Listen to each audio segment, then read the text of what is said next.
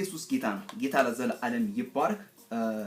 ጌታ ለዘላለም ይባረክ። ዛሬም ከፍ አድርገን የምናወራው ዛሬም ከፍ አድርገን የምንናገረው ይሄንን የእግዚአብሔርን ቃል ነው። ምክንያቱም በዚህ በእግዚአብሔር ቃል ብዙዎች አመልጠውበታል፣ እኛም አመልጠንበታል፣ ተርፈንበታል።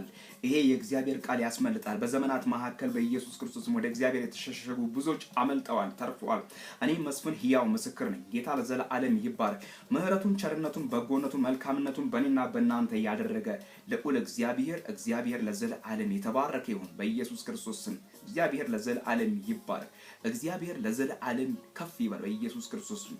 ዳዊት ይሄንን አምላክ እንደዚህ ይለዋል፣ እኔም ከናንተ ጋር አብሬ ሆኜ እንደዚህ ይለዋለሁ። ጌታ ለዘላለም ይባረክ በኢየሱስ ክርስቶስ ስም።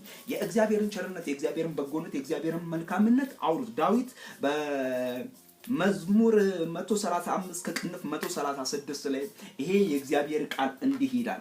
ከቁጥር 1 እስከ 26 ባለው ላይ እግዚአብሔርን አመስግኑት፣ ቸር ነውና ምህረቱ ለዘላለም ነውና። የአማልክትን አምላክ አመስግኑት፣ ምህረቱ ለዘላለም ነውና። የጌቶችን ጌታ አመስግኑት፣ ምህረቱ ለዘላለም ነውና። እርሱ ብቻውን ታላቅ ተአምራትን ያደረገ ምህረቱ ለዘላለም ነውና። ሰማያትን በብልሃት የሰራ ምህረቱ ለዘላለም ነውና። ምድርን በውሃ ላይ ያጸና ምህረቱ ለዘላለም ነውና። ብቻውን ታላላቅ ብርሃን የሰራ ምህረቱ ለዘላለም ነውና። የማን የእግዚአብሔር ለፀሐይ ቀንን ያስገዛ ምህረቱ ለዘላለም ነውና። ለጨረቃና ለከዋክብት ሌሊትን ያስገዛ ምህረቱ ለዘላለም ነውና። ከብኩራቸው ጋር ግብፃውያን የመታ ምህረቱ ለዘላለም ነውና። እስራኤልን ከመካከላቸው ያወጣ ምህረቱ ለዘላለም ነውና። በጸናች እጅ በተዘረጋች ክንድ ምህረቱ ለዘላለም ነውና። የኤርትራን ባህር በየክፍሉ የከፈለ ምህረቱ ለዘላለም ነውና። እስራኤልን በመካከል ያሳለፈ ምህረቱ ለዘላለም ነውና። ፈርዖንና ሰራዊቱን በኤርትራ ባህር ላይ የጣለ ምህረቱ ለዘላለም ነውና። ህዝቡን በምድረ በዳ ላይ የመራ ምህረቱ ለዘላለም ነውና። ታላላቅ ነገስታትን የመታ ምህረቱ ለዘላለም ነውና። ብርቱዎችንም ነገስታትን የገደለ ምህረቱ ለዘላለም ነውና። ጌታ ለዘላለም ይባረክ። ምህረቱ ለዘላለም ነውና። ምህረቱ ለዘላለም ነውና። ምህረቱ ለዘላለም ነውና።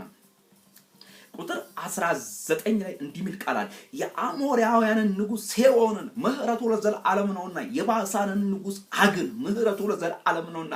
ምድራቸውን ርስት አድርጎ የሰጠ ምህረቱ ለዘላለም ነውና። ለባሪያው ለእስራኤል ርስት ምህረቱ ለዘላለም ነውና። እኛን በመዋረዳችን አስቦናልና ምህረቱ ለዘላለም ነውና። ጠላቶቻቸውን እጅ አድኖና ከጠላቶቻቸው እጅ አድኖናል። ምህረቱ ለዘላለም ነውና። ለስጋ ሁሉ ምግብን የሚሰጥ ምህረቱ ለዘላለም ነውና። የሰማይን አምላክ እግዚአብሔርን አመስግኑት፣ ምህረቱ ለዘላለም ነውና። የእግዚአብሔር ምህረት ለዘላለም ነውና። ለምህረቱ በኢየሱስ ለቸርነቱ፣ ለበጎነቱ፣ ለመልካምነቱ፣ ለኃያልነቱ በኢየሱስ ክርስቶስም ክብር ምስጋና ይብዛላት በኢየሱስ ክርስቶስ። ይሄ ምህረቱ ለዘላለም የሆነውን አምላክ ነው ይሄ መጽሐፍ ቅዱስ የሚያወራ በኢየሱስ ክርስቶስ።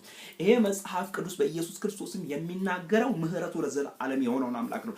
ሌላ መጽሐፎች የሚናገሩት ምህረቱ ለዘላለም የሆነውን አይደለም የሚናገሩት። ምክንያቱም መጽሐፍ ቅዱስ ብቻ ነው የሚናገረው ምህረቱ ለዘላለም የሆነውን አምላክ የሚያመልከው በኢየሱስ ክርስቶስ። የሚያስመልከንም የሚነግረንም የምናነባውም እዚህ ውስጥ ነው ያለው።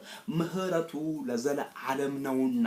የእግዚአብሔር ምህረት ለዘላለም ነውና። ከኃጢአታችን ጋር ያልቀጣ በምድረ በዳ ያልተወን በኢየሱስ ክርስቶስ ለእስራኤል ቸርነትን ያደረገ ለልጁ ለመስፍን ቸርነትን ያደረገ ዛሬ በ11 ወር 2018 ላይ ምህረቱ ለዘላለም ነውና ብዬ እንዳወራችን እድል የሰጠኝ እግዚአብሔር ምህረቱ ለዘላለም ነውና።